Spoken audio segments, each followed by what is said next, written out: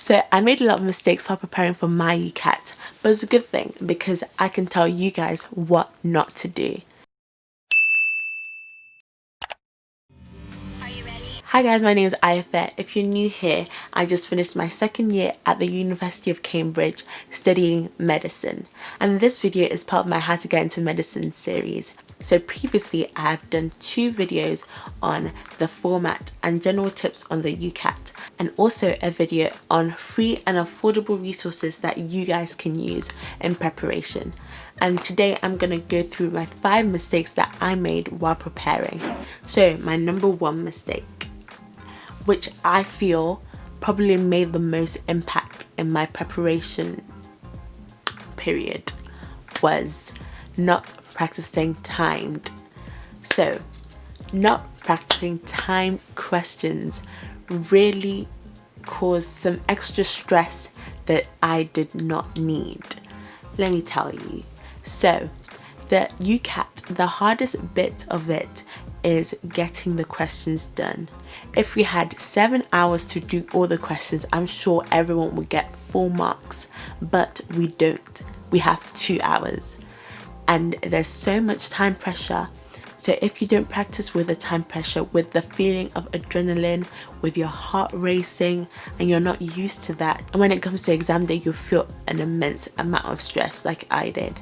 So my tips from you guys: 2 weeks before the exam, I would suggest that you guys start practicing the different sections timed. So if you have a set of questions that you want to do, practice them timed using a set time limit that you think you'll probably use in the actual exam, and eventually you get faster.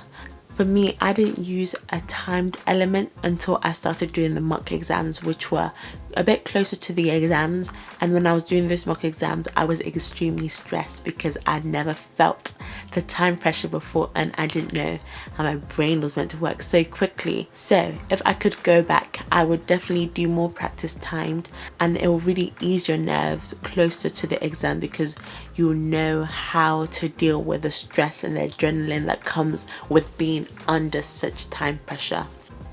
Number two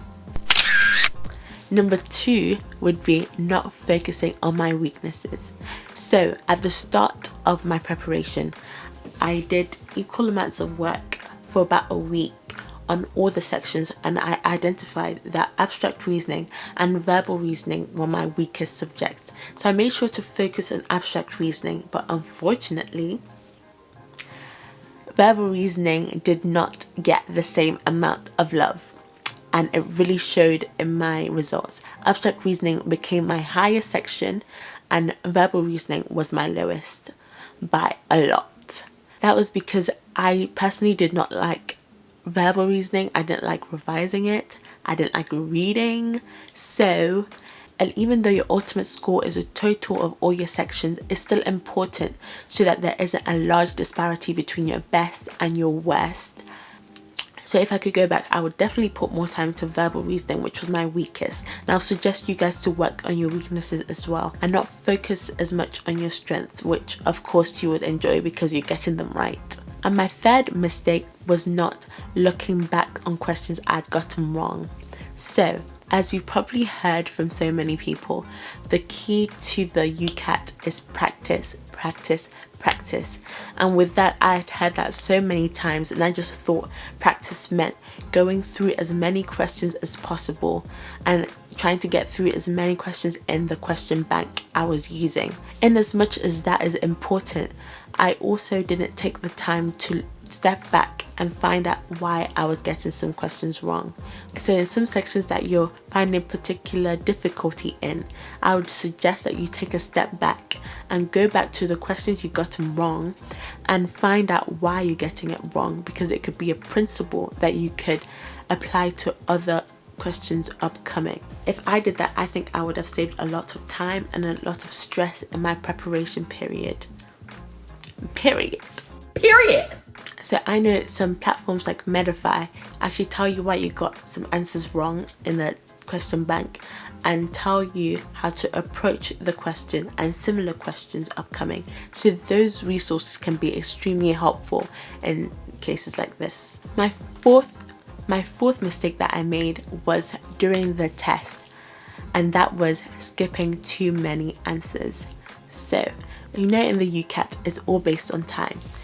And the kicker is a question that might take you 10 seconds to do and a question that takes you 10 minutes to do both give you 1 mark.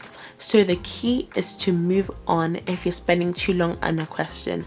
And I must have taken that advice way too seriously, because when it came to the exam, I skipped so many questions thinking that they would take way too much time to do. And at the end of the day, looking back in hindsight, it wouldn't have taken as long as I thought, and I had to go back to them anyway.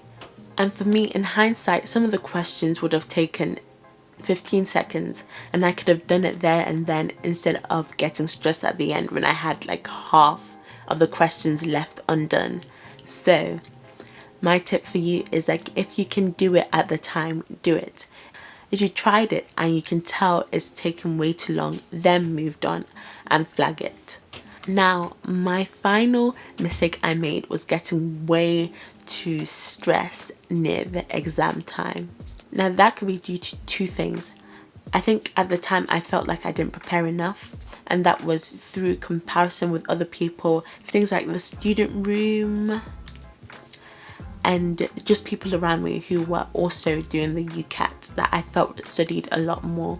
And 2, just the stress of not knowing how I would do, because it's such a life altering exam, because that determines whether I'll get into some medical schools that I wanted to do or not. So to counter this, I would have taken regular breaks away from the UCAT. It might sound counterintuitive, but I was really focused on getting the highest possible mark, and I revised for more hours than I think I really needed. So I think regular breaks would have made me calm down and given me time to relax and not have my head on the UCAT the whole time. And another aspect to my stress was timing, and that goes back to my previous mistake of not spending enough time practicing under time conditions, and that can be easily resolved. Also, I would really suggest in the day before the exam, don't do so much, because you need to get your heart rate down, you need to be relaxed. You don't want to go into the exam hall stressed, or your test center, or your bedroom, depending on where you do it this year. But if you're doing it in 2020, you have the decision of whether you want to do it at home or in the test center. Which one will help you perform your best and reduce stress? So those are my 5 mistakes. I really hope that you guys learned from what I did. I did all those mistakes and I still managed to get in the top 9%. And you guys definitely, hopefully, will have learned from my mistakes and you guys will get even better than I did. So good luck to all you guys that are applying for medicine and dentistry this year and are doing your UCAT and preparing for your UCAT. If you need more resources, I have made a playlist of all the most helpful YouTube videos that I can find that have loads of tips, people that have done amazingly in their UCAT and are willing to give you all their tips and resources.